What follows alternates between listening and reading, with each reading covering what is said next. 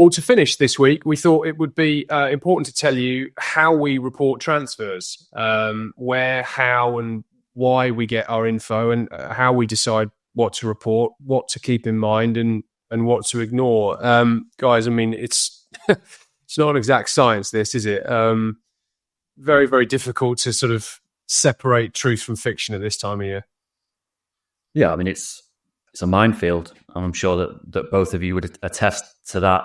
I'm always reminded of when United signed Aaron Wan-Bissaka, and that we sat down with Ed Woodward after that, and he said that they'd landed on Wan-Bissaka, having started with a list of 804 or 904 right backs.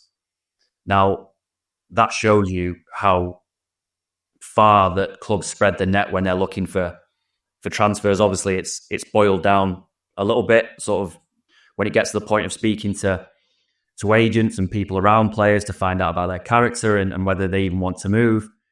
But what you're left with is an awful lot of people who know about possible interest. Players then get excited.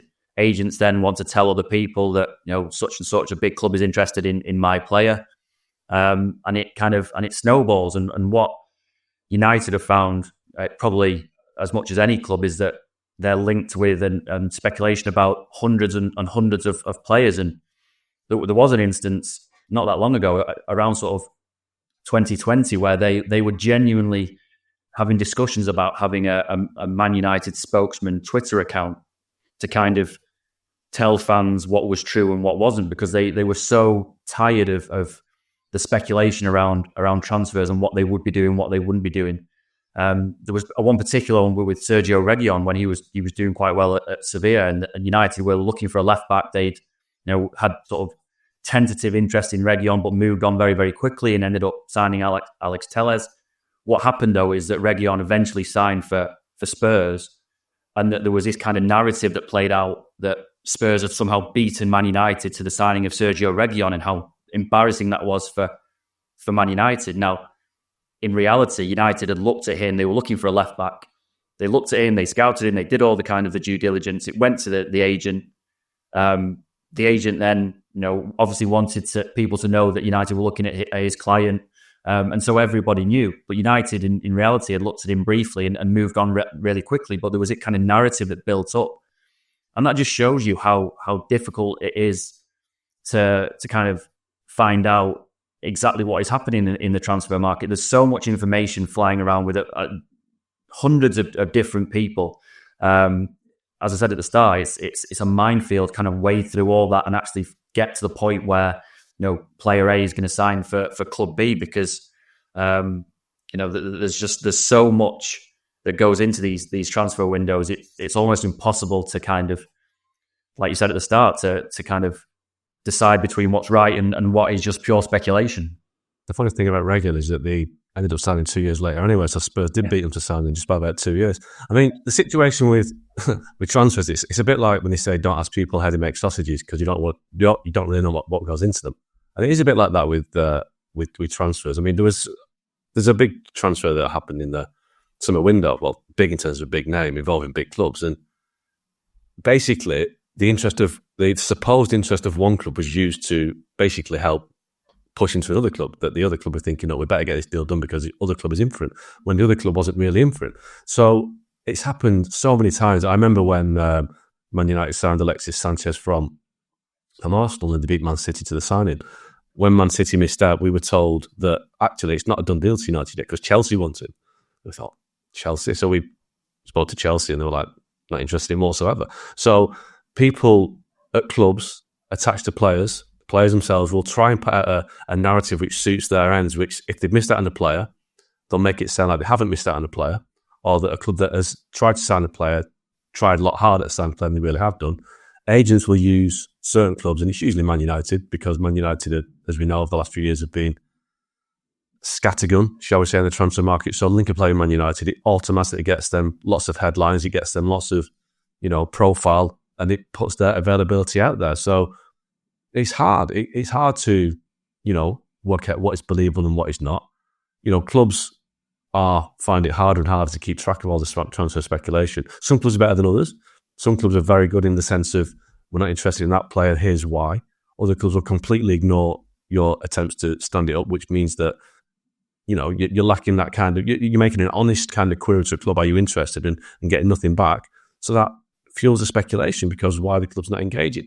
So it's difficult. And I think, and what also, what can be right today might be wrong tomorrow. And I think fans who read about transfers, if you write on a Monday that X club wants this player and it sounds for a different club at the end of the week, doesn't mean it was wrong on the Monday. That was the information at the time, and it's just changed. And it's and I think sort of related to that, I think the language of transfers is very important. I think this gets lost when aggregators, for example, sort of pick up and extrapolate information from outlets and report it in a different way. So, for example, you can sort of say that a club is looking at a player, and you might write that as, Arsenal are exploring the possibility of signing X.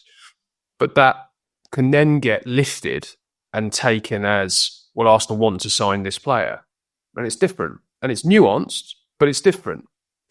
And there's so much noise around. And I genuinely don't think social media has helped with this, that the language of transfers from people who actually know what's going on is very, very detailed, and it's very specific, and it's very tightly calibrated to the situation that they're reporting on. And to your point, Mark, that means it can change. And there are very few good transfer reporters who write in absolute fact about a transfer. You very, very rarely see it. And I think that has been lost a little bit in the sort of rush to be first, the rush to be, the rush to generate or piggyback the traffic that transfer stories generate. We all know how important they are. Transfer information is valuable to everybody, to all the actors involved. It's invaluable to the transfer itself. As you said, both said, if a big club is linked to this player, another club that's trying to sign that player, well, suddenly the price might go up if people believe it. It's very, very difficult, therefore, to separate truth from fiction. And one thing I would also say is that, even the clubs are involved in this. The clubs are complicit in this to some extent. There was a player who moved between two London clubs a couple of years ago, and I had briefings from both ends about the deal, about the composition, and ultimately the fee.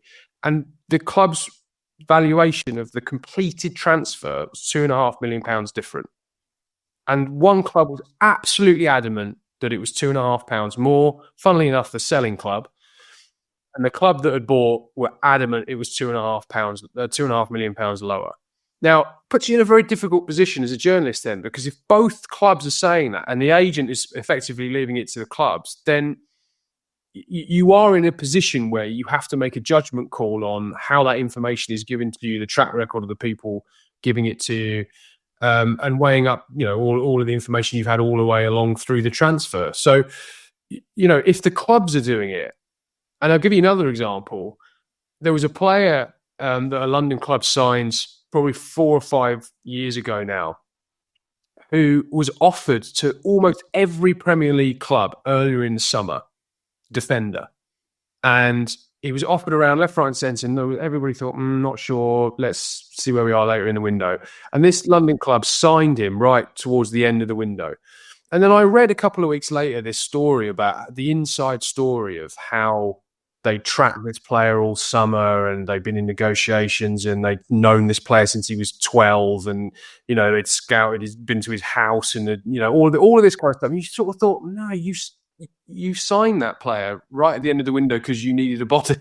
That's what happened. Well, that's it. People are spoon-fed sometimes, and it's difficult when you know where it's come from a certain end and the narrative wants to be controlled. But on the clubs, you're right about the clubs. I remember I was walking down the main street in St. Petersburg during Euro 2020, whatever it was, summer 2021. And I just did a story saying that Man United had agreed a deal to sign Rafael Varane from Real Madrid. And United were hot on, no, we're not. We're not signing Rafael Varane. It's not done. We're not there in it whatsoever. And I was told by somebody who is a really good source, and it happened about 5 or 6 weeks later. But at the time, United were adamant, we are not signing Rafael Varane. Not happening. But I was told by somebody who knew the deal had been agreed, and it happened about a month later. But at the time, it would have been perhaps embarrassing for Man United if they failed to get the deal over the line. But you are told by people at the clubs that the players signing for, no, it's not happening, when it does. So I'm not saying people are lying, because that would be a bit harsh, deflecting maybe, but they're protecting something fragile, aren't they? Yeah, because they might want to do something, but at that moment in time, it's not in the club's interest for that to be in the public domain. Now that then now you could call that lying if you like, because you've gone to them with a specific query and they've told you it isn't happening when it was. Now that could be described as anything from lying to serving the club's best interest to obfuscation to however you want to phrase it. But these are the challenges that the people like us who are doing our level best to try and report the accurate information that we face on a daily basis. And I think it's probably why none of us particularly look forward to either the January or the summer windows. I think maybe some fans maybe underestimate how important the narrative is, because I imagine there are some sort of football club fans who are listening to this thinking, well, what does it matter? You've got a guy from the club speaking to a guy from another club and then speaking to the agent. What does it matter what's written and reported? Well, it matters a lot. And you mentioned there sort of instances about stories that have come out, but there have been sort of examples of a club signing or selling a player and the transfer fee being inflated in the media, and then that same club trying to buy another player, and that selling club has gone to the other club and said, well, no, I've just read that you sold that player for 15 million and I want an extra sort of 3 million on top for my player because I've read that it's 15 million, and the other club has said, well, it's not, it's closer to 10. So all of this narrative stuff, all the reporting, all the stuff that you read, all plays into the overall transfer, and it does matter. It's not a case of reporters kind of running around, inventing stuff off the top of their head for the sake of it. I mean, the whole narrative around transfers and what is reported from both sides, like you just said, James, about what the selling club is saying in terms of numbers compared to what the buying club is saying in terms of numbers, it all matters and it all plays into it. And ultimately, you're right, they're all protecting something fragile, and they all want the best deal for themselves. And all of these little things, as inconsequential as it might sound to sort of the casual fan, it all plays into it. Yeah, and just one final thing I'd add on that is the point I was making about the sort of the inside story. So I'm not necessarily criticising that, because they, as reporters, even if they're spinning a narrative, as Rob says, we have to report some of that, because that is what the club is telling us. If we start editing all of that out, now it's our responsibility to frame that within the context of the wider picture, which is obviously multiple sourced information. That's kind of the nature of journalism, right? But we can't ignore it completely, because that is the club's position. That they are suggesting that they track this player for a long time. Well, then fair enough. If that is what they want out there, then we have to reflect that. But we can, validate that or invalidate that with information from other people. But that's, we're getting into a journalism 101 class here, which is probably something for another day. So we'll wrap it up there. Thanks all for this week. Thanks to Rob, thanks to Mark, and everyone else who's part of the show. The show will be available every Wednesday, wherever you get your podcasts, and in full on YouTube. We'll be back next week, so see you then.